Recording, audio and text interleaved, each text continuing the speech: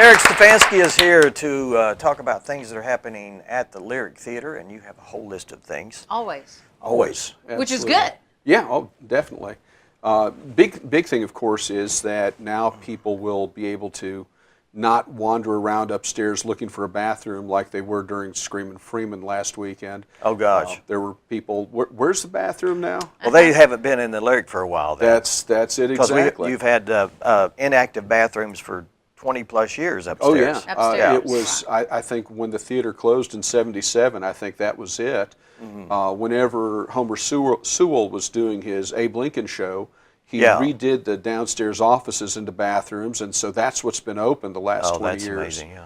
And here the last, ever since we got our nacho sink, we had to use something else for the tip jar, so we came up with the Plum Crazy Fund, and that's to redo the plumbing for the bathrooms.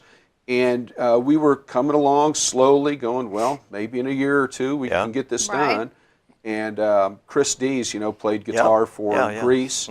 And one day during Grease, he just kind of texted me out of the blue, and he said, how much is it going to take to get those bathrooms done? And he started working immediately on it, and a couple of weeks ago we got a $7,500 check from Arvest. Yeah. So we're taking bids now, and we should hopefully have the bathrooms done in time for Forum. That's what it usually takes, is one person that takes the ball and goes with it. Yeah, that's it. It takes that dedication and that, I'm going to find a way to solve this problem. Yeah. And so it's been fantastic to be able to move that from a necessary dream to a reality. During Charlotte's Web, we had all these kids bussing in from schools, and here the kids would be in line for the bathroom 30 or 40 deep downstairs, and it's like, this just isn't good. We've got to get those opened up to be able to have this many people. Yeah, and you have to plan for the events that are sold out. Oh yeah, absolutely, absolutely. And of course too, when you have an event that's sold out and the bathrooms work and concessions works and so on, people start getting the idea that we can come to more events here. Right. And to have more things that sell that well then. So. Well, no, go ahead, please. No. Well, I was going to say, and you've got this now. You're seeing this come to fruition, but I just can feel compelled to say that there's always something. Oh yeah. So please don't let that be like, okay, well they don't need any more money. That's not how it works. No, not at all. We're certainly thankful for the support for that. Absolutely, and it's.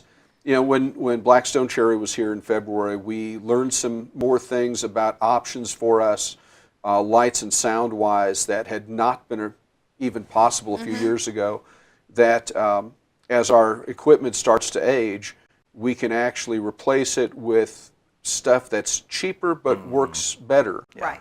Instead of somebody climbing up a tower and hanging off the tower to change the color of a light, that can all be done from a board downstairs now with the kind of lights that you can get. The other thing, of course, is just simply to function in general. Right. The memberships and the donations make that a thing that's possible, and it's why we're trying to get and increase the benefits for our memberships as well. So like with Cody Slaughter tickets going on sale this past Saturday, our Ozark Arts Council members had a few hours, as did Cody's fan club members, to buy tickets before they went on sale to the general public. The other thing, of course, that we're doing is, the ticketing system costs money, both for the tickets themselves and for the credit card processing and so on. And we were talking about this as a board and said, we should consider it that for our members, we can say they've prepaid those fees. Because our members, again, they're contributing not even knowing what's necessarily going to be scheduled in the coming year, and that's who makes it all possible. So our two great benefits that way are, and especially for these sold-out shows, to be able to get a little bit at least of time to buy ahead of time and to not have to pay the credit card and ticket processing fees. So we'll be sending all of our members codes so that they can avoid those fees and so on too. So, and again, with this schedule, I mean, it's just Cody Slaughter will obviously sell out. I think he's about half full right now after not even a week of ticket sales. And one of the things that was interesting, I was talking to Dan about that, or Dan Haas about this beforehand. Out of all the ticket sales, only 40% are from Harrison for Cody Slaughter. And it's kind of that there's a thought, typically with us locally that, well, he's local, therefore we can wait. It's like, you can't wait with Cody. Not with Cody. Just like you couldn't wait with Blackstone Cherry. Right. And again, with our local bands too, where we kind of get in we can see them at this bar, or we can see them when they play outdoors or what have you. And and that's great, but no matter how good of a sound system you've got, a bar is still not acoustically set up for a concert. No matter how good your sound is outdoors. And you think of the big bands with the arena concerts and so on. It's like, okay, that's great, but it's still not as pure as that environment we've got in a theater that was set up for talking movies when amplification was still not great yet. Yeah. So you've got that in the theater where it's so acoustically rich, and it's just a fantastic environment. And you figure for our local bands, we don't really charge that much. I mean, Leadfoot 65, March 30th, $5 in advance. Yeah. On April 5th and 6th, we've got semi-local bands. We've got Brick Fields from over in Benton County, and then we've got Eric Lewis and the New Kentucky Colonels. Eric lives over in West Plains, and the rest of his band is throughout Missouri. And at any rate, we're looking at $10 in advance for Brick Fields, $15 for New Kentucky Colonels. And these are folks that are getting more than that pretty much everywhere they play.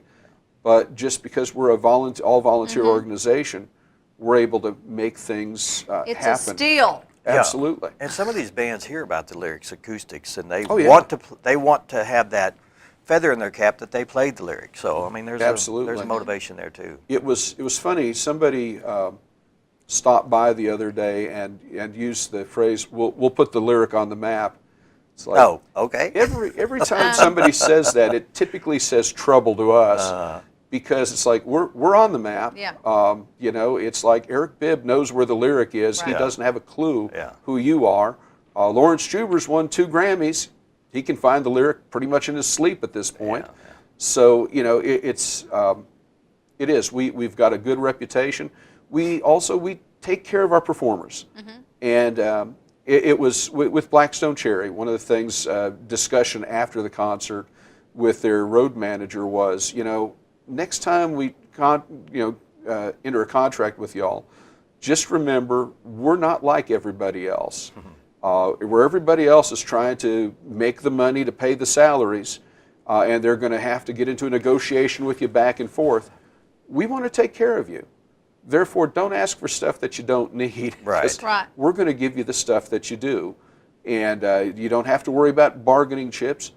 We want you to be taken care of, and at the same time, we have to make sure that our facility is taken care of, and that we have the money for additional programming. Right. But it's And a I don't matter think of they would have they would not have said that if it wasn't the lyric and the people behind. Because I'm sure they get shafted quite a bit by different venues, and they know that this is a good venue for them. That's it exactly. And you look at the way that the contracts and the riders are written up, and it's partly so that we're going to go in with asking for more than we need in order to actually get what we need and so on. And it's kind of like the whole we want only brown M&Ms, or we don't want any brown M&Ms and so on. And talking with one artist, he says, the real reason behind that is because we figure if you screw up the M&Ms, you're probably going to screw up our sound too. And so it comes down to will you actually pay attention to the technical details? Yeah. And that's what we do. We pay attention to the details. Well, and I've Jules called me one time looking for a specific Fender amp. Oh yeah. And this was not something that was brand new. This was a vintage amp, and she found one. Yeah. Fender Vibra King. Yeah. Yeah, that was for Albert Cummings, who ended up bringing his own. That's funny. But That's funny. But well, I was thinking about this because the Leadfoot 65 guys were hoping to be here today, but work didn't allow it. But I was thinking about what a musician or a band spends just in terms of equipment. And so you figure you're going to bring 2 guitars minimum, because if you break a string, you don't want to have to stop. You want to grab a guitar and keep going. When you look at those amps, he had a Vibrolux and a Vibra King. You can find a Vibrolux for around $1,200, Vibra King $2,500 if you can find one. So you've got all of those things. Pedals on your pedal board. Most guitarists are going to have $1,000 worth of pedals easily. And so you've got all of this going into it, and we go, okay, well, but that could just be fun, just be a hobby that you spend that much on.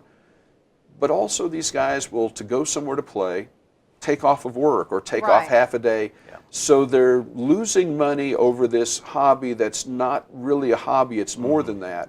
And I look at Leadfoot 65, who's just released their 2nd album, and like I say, these guys, Nathan, the bass player, will be in on Friday setting up for the concert, and then they'll all be there Saturday to get things done.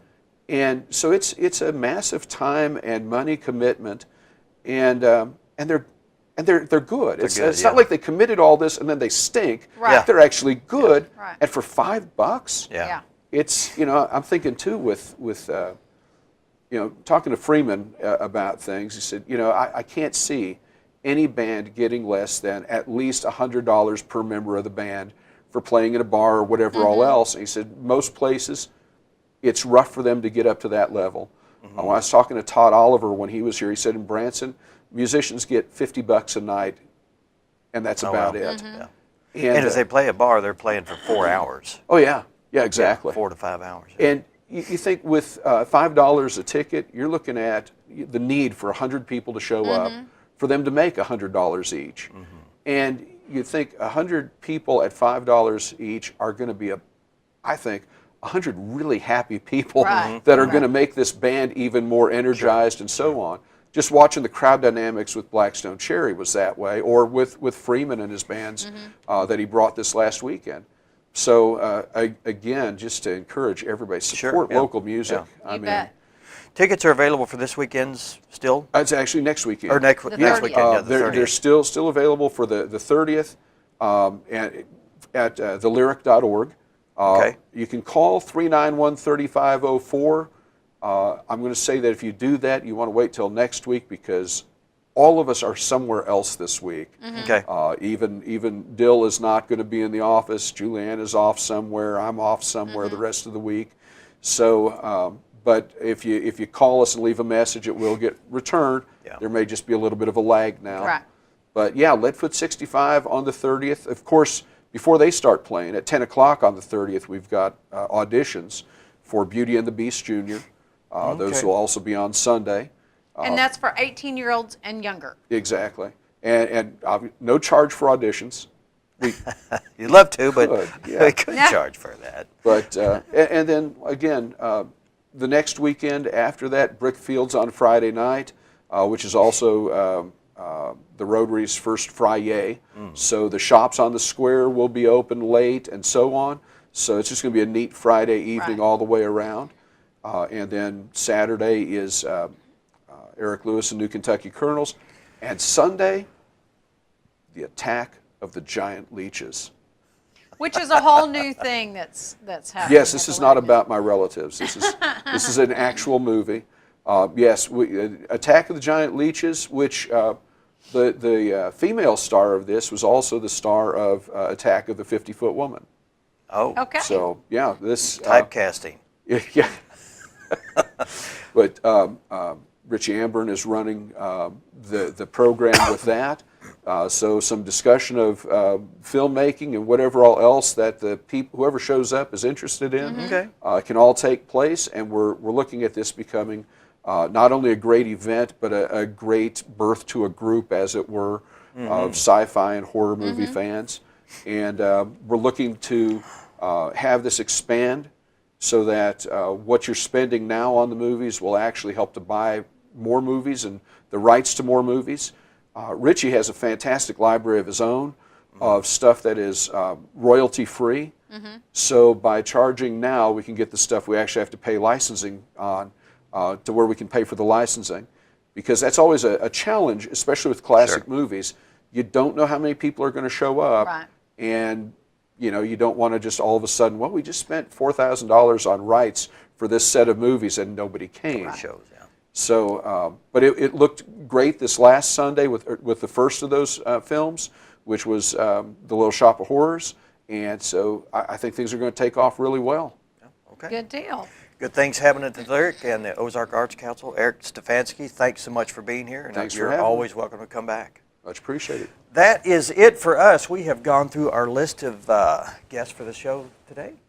You have any closing comments? Nope. Well, Nope, I'm good. I'm just opening the floor up for you if you have That's a any little comments. scary, though, isn't it? We would like to encourage people, if you'd like to be a part of what we do here, you can contact us here at the station, Hometown Television, K26 TV at 400 South Sycamore, Harrison, Arkansas. You can give us a call on our telephone 741-4891. or our Facebook page at Hometown Television. Television. Or you can go to our website. HometownTV.net. There you go. That's how you can contact us. Or just drop by, and we're usually here. I'm here. She's never here. This is the only time you'll see her here. Thanks for watching. We'll see you again next time.